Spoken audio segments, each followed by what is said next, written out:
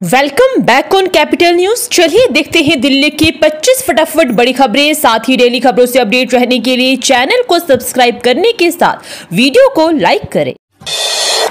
दिल्ली को मिलेगी आधुनिक बायोमेडिकल वेस्ट ट्रीटमेंट सुविधा, मंत्री मनजिंदर सिंह सिरसा का ऐलान।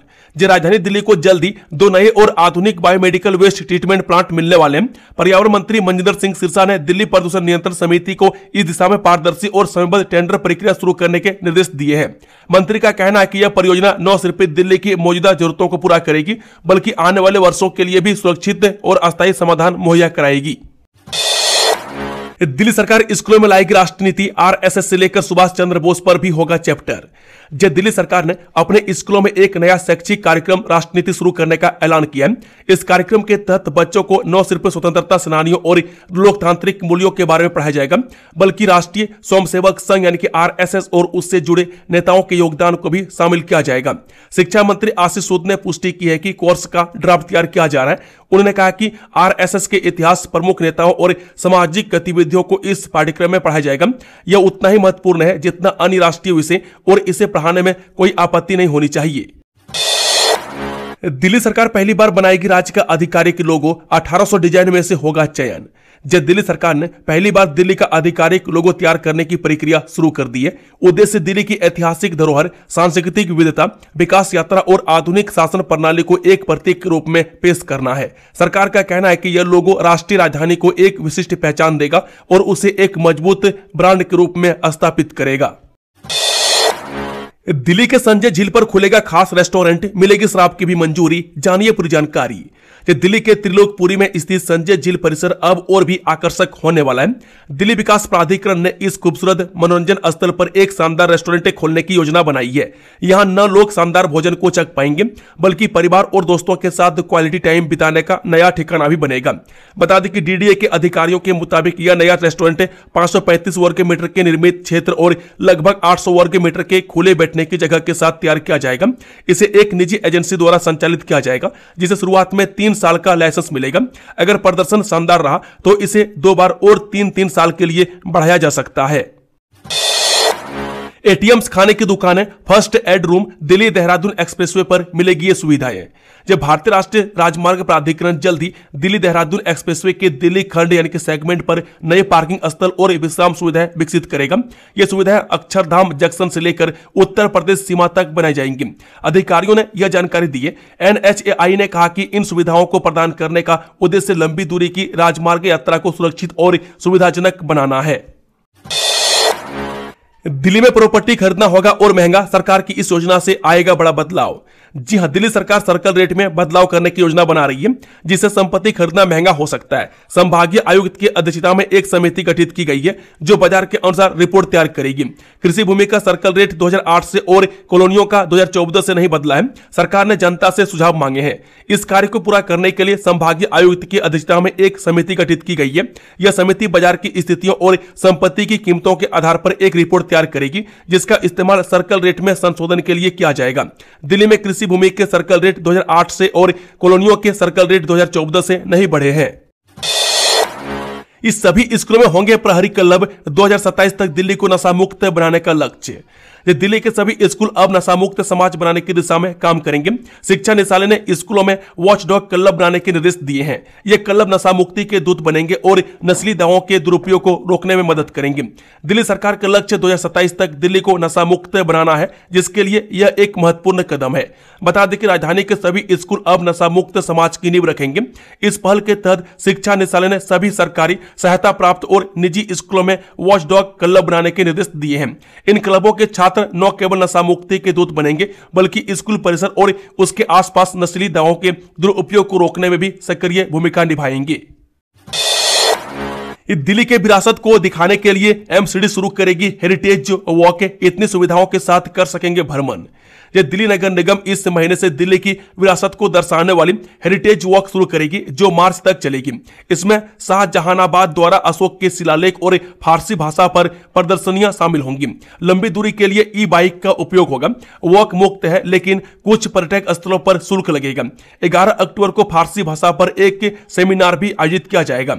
बता दें कि एमसीडी एमसीडी के एक वरिष्ठ अधिकारी ने बताया कि लंबी दूरी की वॉक के लिए ई बाइक का इस्तेमाल किया जाएगा। अधिकारी ने आगे बताया कि यह walk Kashmiri gate, Delhi gate और तुर्कमान गेट जैसे अन्य गेटों तक की जाएगी। इन वॉक से जुड़े इतिहास और विशेषताओं के बारे में जानकारी देने के लिए विशेषज्ञों को भी आमंत्रित किया जाएगा। दिल्ली के यमुना रिवर फ्रंट पर घूमना होगा और मनमोहक डीडीए 9 एकड़ भूमि पर लगाएगा फूल। दिल्ली में यमुना रिवर फ्रंट पर उपराज्यपाल बीके सक्सेना के निर्देश अनुसार एक फूलों का मैदान विकसित किया जा रहा है। में डीडीए द्वारा यमुना वाटिका परियोजना के तहत लगभग 9 एकड़ भूमि पर फूल लगाए गए हैं, जिनमें स्थानीय और आयातित प्रजातियां शामिल हैं।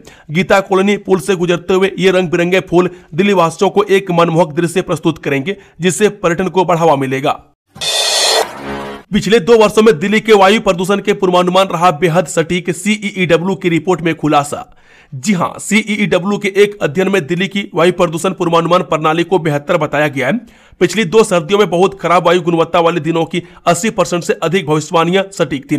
वायु गुणवत्ता पूर्व चेतावनी प्रणाली ने भी गंभीर प्रदूषण वाले दिनों की भविष्यवाणी करने की क्षमता में सुधार किया है। विशेषज्ञों ने जनता का विश्वास मजबूत करने के लिए प्रणालियों के विस्तार का सुझाव दिया है। ऊर्जा, पर्यावरण एवं जल परिषद द्वारा जारी एक अध्ययन में दिल्ली की वायु प्रदूषण पूर्वानुमान प्रणाली को बेहतर बताया गया। अध्ययन के अनुसार पिछली 2 सर्दियों में बहुत खराब और उससे ऊपर वायु गुणवत्ता वाले दिनों की भविष्यवाणियां 80% से अधिक सटीक रही है। ग्राहकों को बेहतर सेवा देने के लिए डीडीए का नया प्लान, विभाग ने इन लोगों की होगी नियुक्ति। दिल्ली विकास प्राधिकरण अपनी ग्राहक सेवा हेल्पलाइन को बेहतर बनाने के लिए पेशेवर नियुक्त करेगा। वर्तमान में हेल्पलाइन का प्रबंधन डीडीए के अधिकारी करते हैं। ग्राहकों को बेहतर सेवा देने के लिए कॉल सेंटर सेवा प्रदाता यानी कि सीसीएसपी की नियुक्ति की जा रही है। हेल्पलाइन पर प्रतिदिन लगभग 2000 कॉल आते हैं, जिनके बढ़ने की उम्मीद है। कॉल सेंटर संचालन हिंदी और अंग्रेजी में कुशल होंगे। बता दें कि डीडीए अधिकारियों ने बताया कि त्वरित जानकारी प्रदान करने और ग्राहकों की संतुष्टि में सुधार के लिए प्राधिकरण एक कॉल सेंटर सेवा प्रदाता की नियुक्ति पर काम कर रहा है। बाढ़ ने यमुना में क्रूज की सवारी पर फेरा पानी, अब नवंबर में नहीं शुरू की जा सकेगी सेवा, आगे बढ़ाई योजना। जी हां, यमुना में आने वाली बाढ़ के कारण क्रूज सेवा की शुरुआत में देरी हो रही है। पहले यह सेवा नवंबर में शुरू होने वाली थी, लेकिन अब इसे अगले साल जनवरी तक के लिए स्थगित कर दिया गया है। जगतपुर से सोनिया विहार तक यमुना में यह सेवा शुरू की जाएगी, जिससे पर्यटन को बढ़ावा मिलेगा। इस परियोजना में कई सरकारी एजेंसियां शामिल है। बता दें कि पर्यटन के विकास के तहत जगतपुर यानी कि शनि मंदिर से सोनिया विहार तक करीब 6 किलोमीटर तक यह सेवा शुरू होनी थी। पहले चरण में 2 क्रूज यमुना में उतारे जाने थे। दिल्ली में सभी व्यावसायिक वाहनों को देना पड़ेगा ईसीसी टोल, नाकों को जाम मुक्त करने के लिए एमसीडी का फैसला। दिल्ली में टोल नाकों पर जाम को कम करने के लिए एमसीडी ने सभी डीजल वाहनों पर ईसीसी लगाने का फैसला किया है। पहले आवश्यक वस्तुओं और खाली वाहनों को छूट मिलती थी। यह निर्णय सुप्रीम कोर्ट के निर्देश पर लिया गया है। इस कदम से जाम कम होने और राजस्व बढ़ने की उम्मीद है, लेकिन परिवहन संघ ने इसे व्यापार विरोधी बताया है। अब यह रियायत नहीं मिलेगी।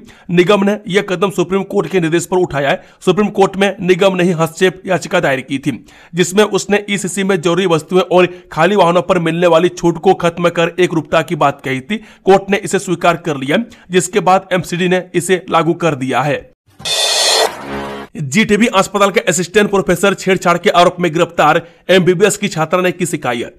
पूर्वी दिल्ली के जीटीबी अस्पताल के assistant professor doctor Sakir Naeem को छोड़ के छेड़छाड़ के आरोप में गिरफ्तार किया गया। एमबीबीएस की एक छात्रा ने पुलिस को कॉल करके छेड़छाड़ की शिकायत दर्ज कराई, जिसके आधार पर पुलिस ने कार्रवाई की। शुरुआती जानकारी के अनुसार डॉक्टर नईम पर मौखिक परीक्षा के दौरान छात्रा के साथ यौन उत्पीड़न करने का आरोप है। पुलिस मामले की जांच कर रही है। बता दें कि दिलसाद गार्डन स्थित जीटीबी अस्पताल के परिसर में बने दिल्ली विश्वविद्यालय के university college of medical sciences में एमबीबीएस फाइनल ईयर की छात्रा से छेड़छाड़ का मामला सामने आया। आरोप है कि एक सहायक प्रोफेसर ने परीक्षा में फेल करने की धमकी देकर छात्रा को अपने रूम में बुलाया और उसके साथ छेड़छाड़ की। गैंगस्टर रोहित गोदारा के 2 शूटरों का दिल्ली में एनकाउंटर, कॉमेडियन मुन्नबर फारूकी की हत्या की थी प्लानिंग। दिल्ली पुलिस ने गैंगस्टर रोहित गोदारा और वीरेंद्र चरण गिरोह के 2 शूटरों का एनकाउंटर कर दिया है। पुलिस ने एनकाउंटर के बाद दोनों आरोपी को गिरफ्तार कर लिया है। पुलिस अधिकारी के अनुसार इस मुठभेड़ में दोनों बदमाश गंभीर रूप से घायल हो गए। दोनों का फिलहाल अस्पताल में इलाज चल रहा है। पुलिस की अभी तक की जांच में पता चला है कि रोहित गोदारा गिरोह के जिन 2 सदस्यों को गिरफ्तार किया गया, वो कॉमेडियन मुन्नवर फारूकी को मारने की तैयारी में थी। इसके लिए उन्होंने बाकायदा मुंबई और बेंगलुरु में रेकी भी कर ली थी। सेक्स टॉय का शौकीन था बाबा चैतन्यानंद, कमरे से 5 पोर्न सीडी भी बरामद, जांच में चौंकाने वाले खुलासे। जिन लड़कियों के यौन शोषण के मामले में गिरफ्तार आरोपी बाबा चैतन्यानंद से दिल्ली पुलिस पूछताछ कर रही है।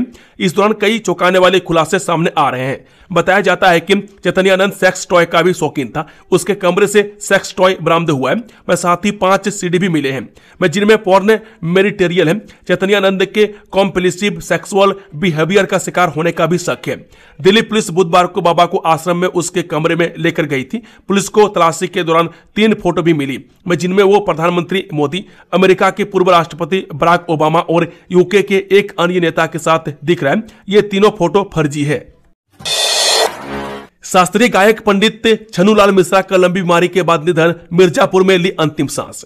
जब प्रधानमंत्री मोदी के 2014 में प्रस्तावक रहे पद्म विभूषण पंडित छन्नूलाल मिश्रा का मिर्जापुर स्थित उनकी बेटी के आवास पर निधन हो गया। उनकी बेटी नम्रता मिश्रा ने इसकी पुष्टि की है।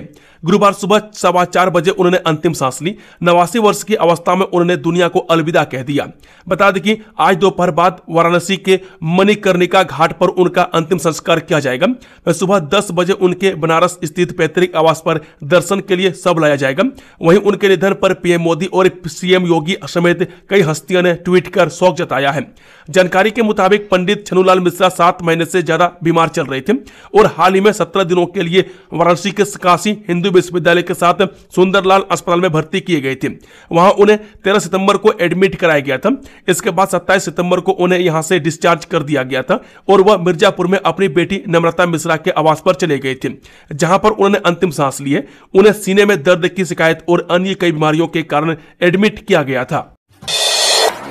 जो राष्ट्र के नहीं हुए हम उनके नहीं, आरएस के 100 साल पूरे होने आपने उठाए 7 सवाल। राष्ट्रीय संघ सेवक संघ यानी कि आरएसएस अपने गठन के 100 वर्ष पूरे होने पर देश भर में शताब्दी वर्ष से जुड़े कार्यक्रम मना रहा है। आम आदमी पार्टी के नेता और राज्यसभा सांसद संजय सिंह ने इस उपलक्ष्य में तीखे सवाल किए हैं। आप सांसद कहा, जो राष्ट्र के नहीं हुए हम उनके नहीं। संजय सिंह ने दलितों को संघ प्रमुख न बनाने, मुस्लिम लीग के साथ सरकार बनाने, क्रांतिकारियों की मुखबिर करने और तिरंगा झंडा का विरोध करने जैसे 7 सवाल किए हैं। गुरुग्राम में टैक्स डिफॉल्टरों पर निगम की बड़ी कार्रवाई, बकाया जमा न करने पर प्रॉपर्टी को किया सील।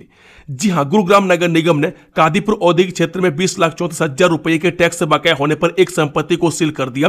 बार बार नोटिस के बावजूद भुगतान न करने पर यह कार्रवाई की गई। अन्य संपत्ति मालिकों को चेतावनी दी है कि वे जल्द ही अपना टैक्स जमा करें, अन्यथा उनकी संपत्तियां भी सील की जा सकती है। टीम ने मौके पर अन्य संपत्तियों को भी सील करने का प्रयास किया, लेकिन वहां मौजूद प्रॉपर्टी मालिकों ने अगले 2-3 दिन में भुगतान करने का समय मांगा। इस कारण अन्य संपत्तियों की सीलिंग फिलहाल स्थगित कर दी गई। सीलिंग कार्रवाई टैक्स इंस्पेक्टर पंकज सलूजा और अन्य नगर निगम कर्मचारियों द्वारा निर्धारित प्रक्रिया के तहत की गई। दिल्ली में साइकिल चोर गिरोह का पर्दाफाश, 3 छात्र गिरफ्तार और 39 साइकिलें बरामद। दिल्ली के बुद्ध विहार इलाके में पुलिस ने साइकिल चोरों के एक गिरोह का पर्दाफाश किया है। पुलिस ने 2 चोरों और एक खरीदार को गिरफ्तार कर उनके पास से 39 चोरी की साइकिलें बरामद की है। आरोपियों की पहचान अनिल उर्फ पिल्लू, राजू उर्फ राजा और इंतजार के रूप में हुई है।